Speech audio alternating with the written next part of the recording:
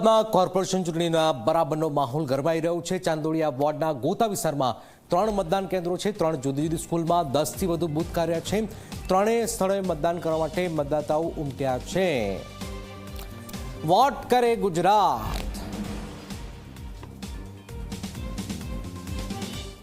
સ્થાનિક સ્વરાજ્યની ચૂંટણી માટે મતદાન થઈ રહ્યું છે અને મતદાન શરૂ થયે લગભગ 1.5 કલાક કરતાં પણ વધુનો સમય થઈ ચૂક્યો છે। ત્યારે ફક્ત અમદાવાદ નહીં, રાજ્યના જુદા જુદા વિસ્તારોમાં મતદાન કેન્દ્રોની બહાર અલગ અલગ પ્રકારના જે દ્રશ્યો છે તે જોવા મળી રહ્યા છે। અમદાવાદની વાત કરીએ તો ચાંદોડિયા વોર્ડ છે અને ગોતા વિસ્તાર છે, તેનામાં નજીકમાં 3 જેટલા જે મતદાન મથકો છે તે આવેલા છે। એટલે આપ જોઈ શકો છો મતદારોની જે સંખ્યા અન્ય વિસ્તારો કરતાં અહીંયા થોડી વધારે ચહલ પહલ જોવા મળી રહી છે। એક પરિવાર જે છે તે અહીંયા મતદાન કરીને નીકળ્યું છે। આપણે તેમની સાથે વાત કરશું।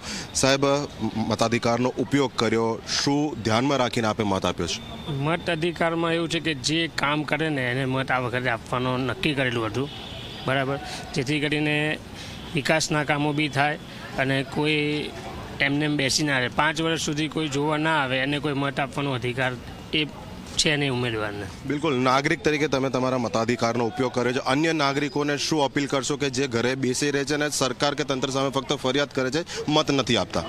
આપણે આ નગરસેવકને એ કરવાના છે। આજે આપણે વોટ આપીશું તો નગરસેવક આપણે લાવીશું।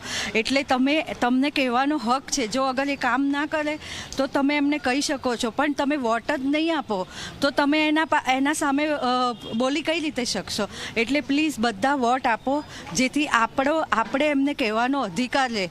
તમે વોટ નહીં આપો તો તમારે બોલવાનો પણ હક નથી। બિલકુલ, અન્ય વૃદ્ધ મતદાર પણ છે, આપણે તેમની સાથે વાત કરીશું। તમે પણ વોટ આપીને આવ્યા છો, જે લોકો વોટ નથી આપતા એના માટે શું વિનંતી છે? વોટ આપવો જોઈએ કે ન આપવો જોઈએ?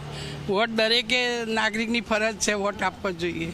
બધાએ મોટી ઉંમરના નાના દરેકને આપવો જોઈએ। તો જે પ્રમાણે જે લોકો વોટિંગ કરીને આવ્યા છે તેઓ કહી રહ્યા છે કે સ્થાનિક સ્વરાજ્યની ચૂંટણી છે, પોતાના વિસ્તારના સીધા જે પ્રાથમિક સુવિધાના પ્રશ્નો છે તેની સાથે સંકળાયેલો વિષય છે। એટલે ઘરમાં બેસીને જ્યારે સરકાર કે તંત્ર સામે તમે ફક્ત ફરિયાદ કરો છો તો સાથે તમારી ફરજ પણ છે કે તમે વોટ આપો, જે બાદ જ તમે તમારા ચૂંટાયેલા પ્રતિનિધિ પાસેથી જવાબ માગી શકશો।